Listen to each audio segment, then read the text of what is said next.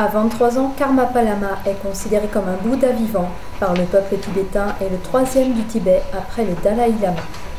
À 14 ans, il s'est audacieusement échappé d'un monastère tibétain en Chine.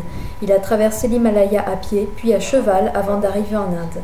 Il vit maintenant dans la ville indienne de Dharamsala où se retrouvent les Tibétains exilés de Chine. Les intellectuels tibétains pensent que depuis qu'il a choisi d'abandonner les privilèges dont il aurait bénéficié sous le régime du Parti communiste chinois, sa fuite du Tibet a fait de lui un héros parmi les siens. Le Tibet est depuis longtemps resté isolé et a développé au cours de nombreuses générations sa propre façon de vivre et de penser, aujourd'hui dépassée. Il existe un fossé entre la mentalité tibétaine des anciens et celle des jeunes d'aujourd'hui. C'est un énorme problème.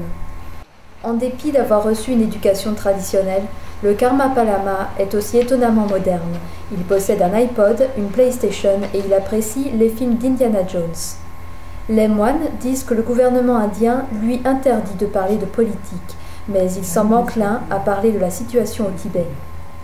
Nous sommes sous l'emprise d'une énorme puissance, nous vivons l'oppression d'une énorme puissance et la répression est telle que parfois nous n'avons aucun droit, pas même le droit de respirer. Selon la tradition, avant de mourir, le Dalai Lama informera les moines de sa future réincarnation pour qu'ils puissent trouver l'enfant lama.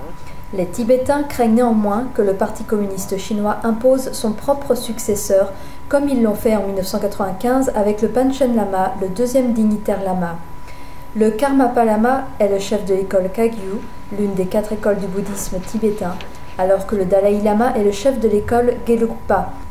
Le fait que le Karmapa vient d'une autre école pourrait entraver tout projet visant à faire de lui un successeur au Dalai Lama.